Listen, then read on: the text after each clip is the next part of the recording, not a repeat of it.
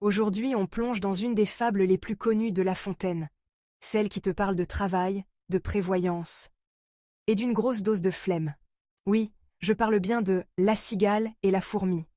Alors, si toi aussi tu as déjà repoussé des trucs importants juste pour faire quelque chose de plus fun, tu vas sûrement te reconnaître. Allez, c'est parti pour découvrir cette petite leçon de vie de La Fontaine. La cigale, ayant chanté tout l'été, se trouva fort dépourvue quand la bise fut venue. Pas un seul petit morceau, de mouche ou de vermisseau. Elle alla crier famine chez la fourmi sa voisine, la priant de lui prêter quelques grains pour subsister jusqu'à la saison nouvelle. « Je vous paierai, lui dit-elle. Avant l'août, foi d'animal, intérêt est principal. » La fourmi n'est pas prêteuse. C'est là son moindre défaut. « Que faisiez-vous au temps chaud ?» dit-elle à cette emprunteuse. « Nuit et jour à tout venant je chantais, ne vous déplaise. » « Vous chantiez, j'en suis fort aise. Eh bien, dansez maintenant. » Alors, qu'est-ce qu'on a là? La cigale, tranquille, a passé l'été à chanter, à danser, bref, à profiter de la vie sans se soucier de demain. Elle est là, insouciante, les ailes dans le vent, à kiffer chaque instant. Mais voilà, l'été ne dure pas éternellement. L'hiver arrive, et là, gros problème. Elle n'a plus rien à manger, elle n'a rien prévu. C'est là qu'elle débarque chez sa voisine la fourmi, qui, elle, a passé tout l'été à bosser et à stocker de quoi survivre. Et là, la cigale la supplie. « Allez, prête-moi juste de quoi survivre jusqu'au retour des beaux jours. Promis, je te rembourse avec intérêt et tout. » Mais la fourmi, en mode patronne sans pitié, lui balance. « Attends, t'as fait quoi cet été déjà? Ah oui, tu chantais. Eh bien maintenant danse. » En gros, elle lui claque la porte au nez.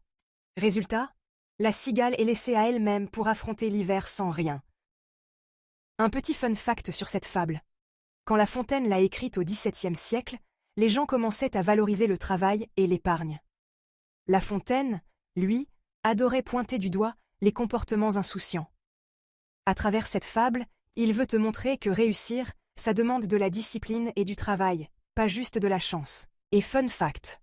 Dans l'Antiquité, la cigale était vue comme un symbole de poésie et d'inspiration, donc une créature noble. La Fontaine en a fait un symbole de fainéantise et de mauvaise prévoyance. Il adorait inverser les rôles pour te faire réfléchir. Si on transpose cette fable aujourd'hui, c'est super actuel. Imagine, par exemple, que tu passes tout ton temps à scroller sur TikTok et Insta, à sortir avec tes potes, bref, à profiter de la vie sans penser à demain.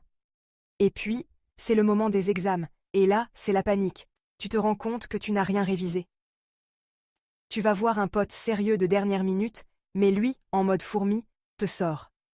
T'as préféré t'amuser tout ce temps? Eh bien maintenant, débrouille-toi. Oui, ça pique un peu, mais ça te parle, non? Ou imagine que tu as un petit boulot d'été et que tu dépenses tout ton argent en sorties et en shopping. À la fin du mois, quand tu as besoin de payer quelque chose d'important, il ne te reste plus rien.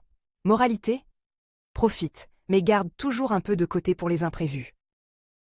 La morale de cette histoire, c'est que la prévoyance, ça paie. La Fontaine te rappelle qu'il faut anticiper les moments difficiles, même quand tout va bien. C'est bien de s'amuser, de profiter, mais la vie n'est pas qu'une fête sans fin. Quand l'hiver ou les galères arrivent, c'est ceux qui ont été prévoyants qui s'en sortent le mieux. Mais attention, ne deviens pas non plus une fourmi extrême qui ne sait pas s'amuser. Ce qu'il faut, c'est trouver le juste milieu entre profiter de la vie et être un peu prévoyant. Parce qu'après tout, si tout le monde était fourmi, le monde serait franchement ennuyeux. Voilà, c'était La cigale et la fourmi, une fable qui te rappelle que même si c'est bien de profiter de la vie, il faut aussi penser à demain. Et si cette leçon de La Fontaine t'a parlé, n'oublie pas de liker, commenter et t'abonner pour ne pas manquer les prochaines fables revisitées. Merci d'avoir regardé et à très vite pour une nouvelle aventure avec La Fontaine. Et moi, Julia.